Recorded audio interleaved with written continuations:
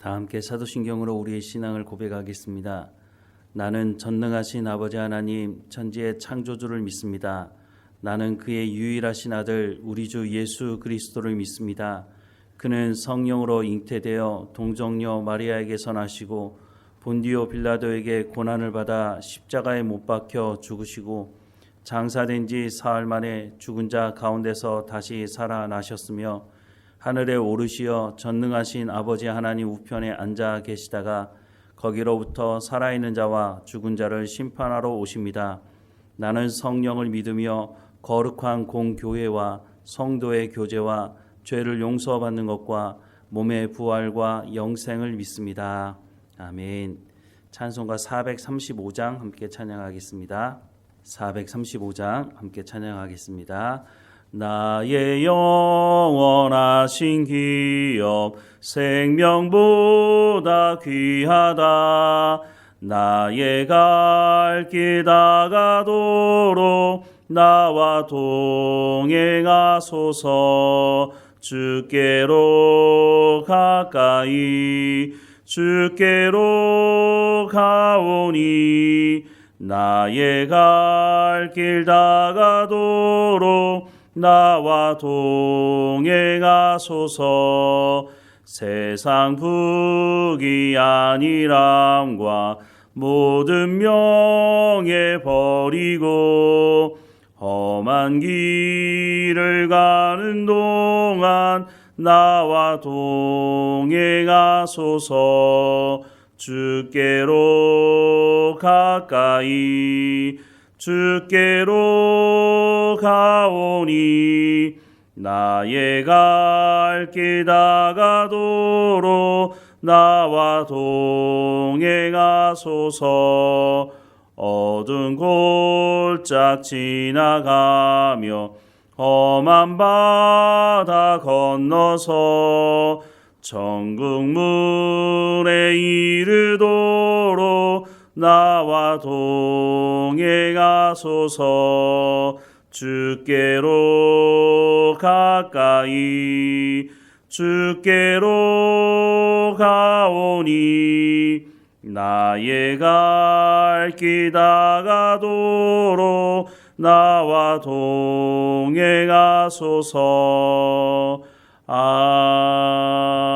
아멘. 오늘 하나님께서 우리에게 주시는 말씀은 고린도후서 12장 1절부터 10절까지 말씀입니다. 고린도후서 12장 1절부터 10절까지 말씀 우리 함께 읽겠습니다. 무익하나마 내가 부득불 자랑하노니 주의 환상과 계시를 말하리라. 내가 그리스도 안에 있는 한 사람을 아노니 그는 14년 전에 셋째 하늘에 이끌려간 자라. 그가 몸 안에 있었는지 몸 밖에 있었는지 나는 모르거니와 하나님은 아시느니라. 내가 이런 사람을 아노니 그가 몸 안에 있었는지 몸 밖에 있었는지 나는 모르거니와 하나님은 아시느니라. 그가 낙원으로 이끌려가서 말로 표현할 수 없는 말을 들었으니 사람이 가히 이르지 못할 말이로다. 내가 이런 사람을 위하여 자랑하겠으나 나를 위하여는 약한 것들 외에 자랑하지 아니하리라. 내가 만일 자랑하고자 하여도 어리석은 자가 되지 아니할 것은 내가 참말을 함이라. 그러나 누가 나를 보는 바와 내게 듣는 바에 지나치게 생각할까 두려워하여 그만두노라. 여러 계시를 받은 것이 지극히 크므로 너무 자만하지 않게 하시려고 내 육체의 가시 곧 사탄의 사자를 주셨으니 이는 나를 쳐서 너무 자만하지 않게 하려 하심이라. 이것이 내게서 떠나가게 하기 위하여 내가 3번 주께 간구하였더니 나에게 이르시기를 내 은혜가 내게 족하도다. 이는 내 능력이 약한 데서 온전하여 짐이라 하신지라. 그러므로 도리어 크게 기뻐함으로 나의 여러 약한 것들에 대하여 자랑하리니 이는 그리스도의 능력이 내게 머물게 하려 함이라. 그러므로 내가 그리스도를 위하여 약한 것들과 능욕과 궁핍과 박해와 공고를 기뻐하노니 이는 내가 약할 그때에 강함이라. 아멘. 바울이 신비한 체험을 했다고 하는 것을 말하고 있는데요. 여기서 내가 이런 사람을 안다라고 말하는 것은요, 바울 자신을 말하는 것을 말하고 있는 것입니다. 바울은 고린도 후서를 쓸 때의 기준으로 봐서 14년 전에 이 체험을 했다라고 말씀을 하고 있습니다. 1절과 2절 말씀해 보면 무익하나마 내가 부득불 자랑하노니 주의 환상과 계시를 말하리라. 내가 그리스도 안에 있는 한 사람을 아노니 그는 14년 전에 셋째 하늘에 이끌려 간 자라라고 말씀합니다. 내가 그리스도 안에 있는 한 사람을 안다. 다른 사람을 안다고 말하는 것이 아니고요. 바울 자신을 의미하는 것입니다. 고린도 후서는 주 약 55년에서 56년 정도에 쓰여졌다고 알려져 있습니다. 그러면 14년 전이라고 하면 주후 41년에서 42년 사이인데 그러면 이때가 언제쯤이냐? 바울이 예수님을 만나고 회심한 그 시기가 31년에서 36년 정도 사이라고 사람들은 말합니다. 그리고 나서 바나바와 같이 안디옥에서 사역할 때가 언제냐 하면 주후 43년경입니다. 그러니까 안디옥에서 바나바와 바울이 사역하기 전에 다소에 있을 때 바울이 이런 신비한 체험을 했다라고 말씀을 하고 있는 것입니다. 바울이 다메섹에서 예수님을 만나고 난 이후에 그러면 어떤 삶을 살았느냐?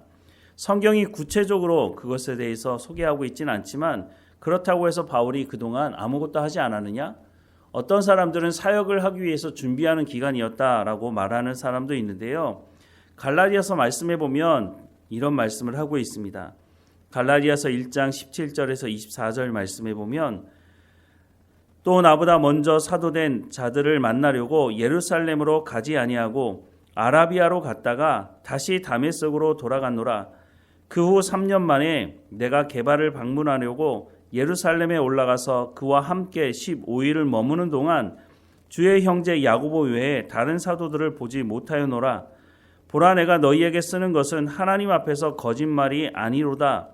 그 후에 내가 수리아와 길리기아 지방에 이르렀으나 그리스도 안에 있는 유대의 교회들이 나를 얼굴로는 알지 못하고 다만 우리를 박해하던 자가 전에 멸하려던 그 믿음을 지금 전한다 함을 듣고 나로 말미암아 하나님께 영광을 돌리니라 라고 말씀을 하고 있습니다.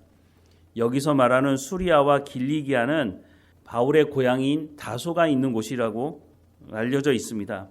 그래서 바울은 예수님을 만나고 난 이후에 바로 예루살렘에 가기는 했지만 예루살렘에 갔을 때 사도들이 만나주지 않았습니다. 왜냐하면 바울이 거짓말하고 우리를 다 잡아들인다라고 생각을 했기 때문이죠.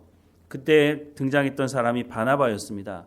바나바가 바울에게 어떤 일이 있었는지 사도들에게 소개하고 만나긴 했지만 바울이 지속적으로 예루살렘에 머물러 있으면서 사도들을 통해서 어떤 가르침을 받는 것이 아니라 바울은 다시 고향으로 돌아가서 하나님의 말씀을 전하는 일에 힘썼다라고 말씀을 하고 있습니다. 다메섹에서도 예수님을 영접하고 난 이후 즉시로 예수님이 하나님의 아들이시고 그리스도다라고 하는 것을 전하지 않았습니까? 바울이 바나바와 함께 안디옥에서 사역을 하기 전에도 이미 하나님의 말씀을 전하면서 예수님이 바로 하나님의 아들이시고 그리스도라고 하는 것을 전했다고 하는 것을 말씀해주고 있는 것이죠. 이렇게 하나님의 말씀을 전하다가 오늘 본문의 말씀처럼 신비한 체험을 했다라고 말씀을 하고 있는데 오늘도 보면 어떤 사람들이 이런 신비한 체험을 했다고 말하는 사람들이 있습니다. 그런데 그런 사람들 중에서 보면 바울과 같이 오직 하나님의 은혜다라고 말하는 사람도 있지만 어떤 사람들은 교만해지는 사람들이 있습니다. 내가 특별하니까 이런 경험을 한 거야. 그러니까 너희들은 나보다 신앙이 좋지 않아. 뭐 이런 식으로 얘기하는 사람들이 있다고 하는 것이죠. 그런데 더 나아가서 자신이 신비한 체험을 했다고 거짓말하고 사기를 치는 사람도 있다고 하는 것입니다. 1980년대에 한국에 내가 본 천국이라는 책이 나왔는데요. 내가 본 천국이라고 한 책을 쓴 사람은 미국 사람인데 펩시 콜레라고 하는 사람이었습니다.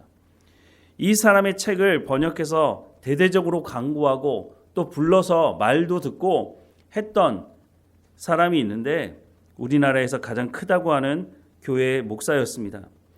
그런데 이것이 나중에 사기라고 하는 것이 밝혀졌죠.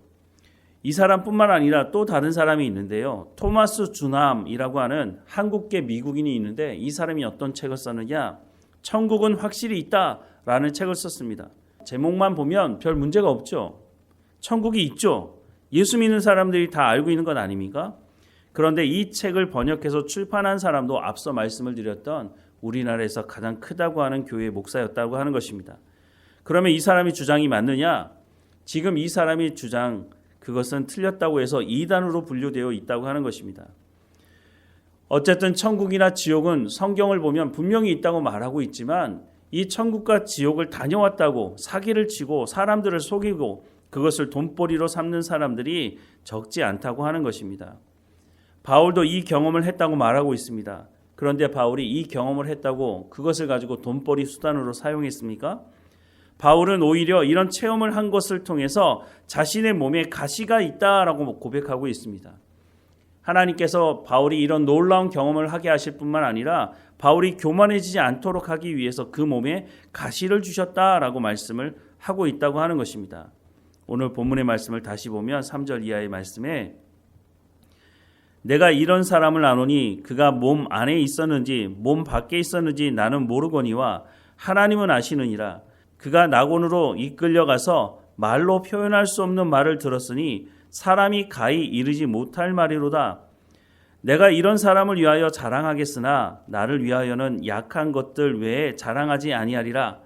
내가 만일 자랑하고자 하여도 어리석은 자가 되지 아니할 것은 내가 참말을 함이라. 그러나 누가 나를 보는 바와 내가 듣는 바에 지나치게 생각할까 두려워하여 그만두노라. 여러 계시를 받은 것이 지극히 크므로 너무 자만하지 않게 하시려고 내 육체의 가시 곧 사탄의 사자를 주셨으니 이는 나를 쳐서 너무 자만하게 하지 않게 하려 하심이라. 이것이 내게서 떠나가게 하기 위하여 내가 3번 주께 간구하였더니 나에게 이르시기를 내 은혜가 내게 족하도다. 이는 내 능력이 약한 데서 온전하여 짐이라 하신지라. 그러므로 도리어 크게 기뻐함으로 나의 여러 약한 것들에 대하여 자랑하리니 이는 그리스도의 능력이 내게 머물게 하려 함이라. 그러므로 내가 그리스도를 위하여 약한 것들과 능욕과 궁핍과 박해와 공고를 기뻐하노니 이는 내가 약한 그때의 강함이라 라고 말씀을 하고 있습니다. 바울이 예수 믿는 사람들을 잡아들이던 사람 아니었습니까? 스데반이 순교할 때 스데반은 죽어도 된다고 증인 섰던 사람 아닙니까?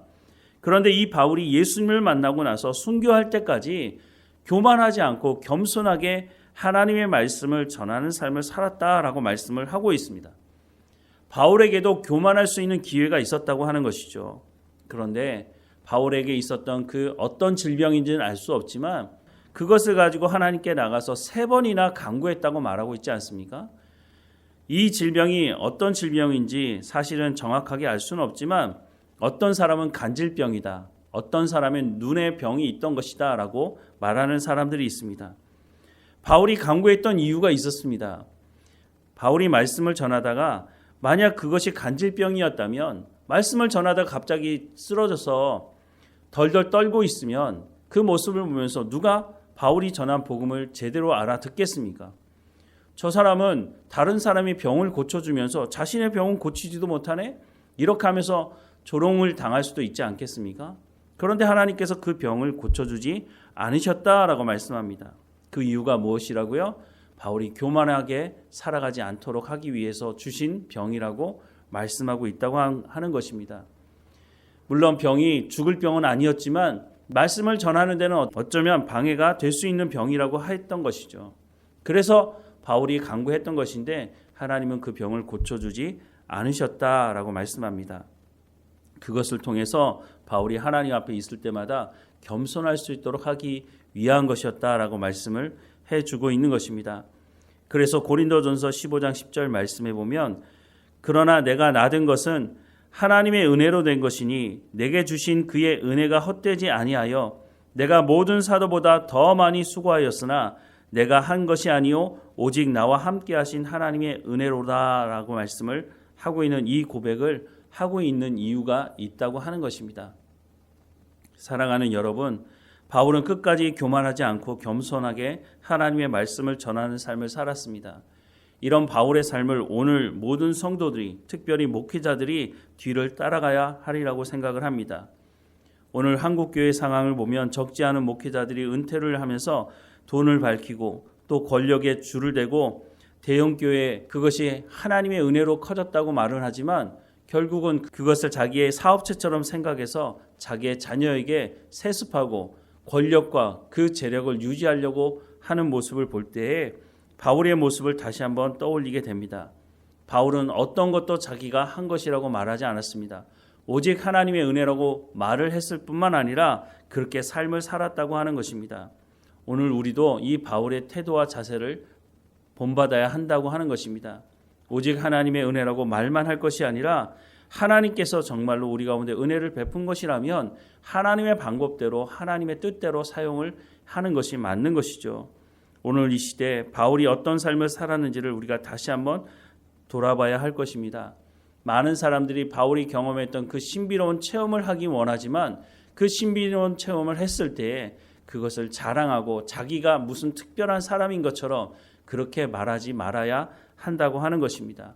우리가 입으로만 하나님의 은혜를 말할 것이 아니라 우리의 삶을 통해서도 하나님의 은혜라고 하나님께서 하셨다고 그러니 하나님의 방법대로 하나님께서 일하시길 원한다고 내가 그 일에 쓰임받기 원한다고 겸손함을 잃지 말아야 할 것입니다. 오늘도 하나님과 동행하며 하나님의 은혜 우리가 그 은혜 없이는 살아갈 수 없는 사람들인데 그 은혜를 받았다면 하나님의 방법대로 하나님의 영광을 드러내는 삶이 되어야 할 것입니다. 우리 모두가 그와 같은 삶을 살아가기를 주님의 이름으로 축원합니다. 기도하겠습니다. 사랑하는 하나님, 바울이 놀라운 체험을 하고 나서도 그것으로 교만해지는 것이 아니라 하나님의 은혜라고 하나님 없이는 내가 아무것도 할 수 없는 사람이라고 내가 약할 그때에 하나님을 통해서 내가 강하여진다고 고백하는 것처럼 오늘 우리도 똑같은 고백을 하며 살아가는 우리의 삶의 현장이 될 수 있도록 하나님의 은혜를 베풀어 주옵소서. 바울이 고백했던 그 놀라운 일들을 우리도 체험하게 하시고 그것을 기반으로 또한 하나님의 말씀을 전하는데 최선을 다하며 충성을 다하는 우리의 삶이 될 수 있도록 은혜를 베풀어 주옵소서. 우리가 입으로만 하나님의 은혜를 말할 것이 아니라 우리의 손과 발을 통해서 우리의 입술, 우리의 삶을 통해서 하나님의 은혜를 증거하는 삶을 살아갈 수 있도록 은혜를 베풀어 주옵소서. 우리의 약함이 어떤 것입니까? 그것을 불평하고 원망하는 것이 아니라 하나님께서 역사하셔서 그 약함이 강함으로 변화되는 것을 경험할 수 있도록 은혜를 베풀어 주옵소서. 우리의 주변의 사람들을 돌아보게 하시고 예수 믿지 않고 어려움 당한 사람들을 위해서 기도하며 그들에게 복음을 전하고 함께 이 약함이 강함으로 변화될 수 있다고 하는 것을 우리가 그들과 함께 체험할 수 있도록 하나님 은혜를 베풀어 주옵소서. 오늘도 우리 가운데 맡겨진 모든 일에 충성을 다하게 하시고 교만하지 않고 탐욕을 따라가지 않고 겸손하게 하나님 주신 것에 대한 감사를 잃어버리지 않는 우리의 삶이 될 수 있도록 은혜를 베풀어 주옵소서. 우리와 함께 하시는 하나님께 감사드리고 예수 그리스도의 이름으로 기도드립니다. 아멘. 하늘에 계신 우리 아버지, 아버지의 이름을 거룩하게 하시며 아버지의 나라가 오게 하시며 아버지의 뜻이 하늘에서와 같이 땅에서도 이루어지게 하소서. 오늘 우리에게 일용할 양식을 주시고 우리가 우리에게 잘못한 사람을 용서하여 준 것 같이 우리 죄를 용서하여 주시고 우리를 시험에 빠지지 않게 하시고 악에서 구하소서. 나라와 권능과 영광이 영원히 아버지의 것입니다. 아멘.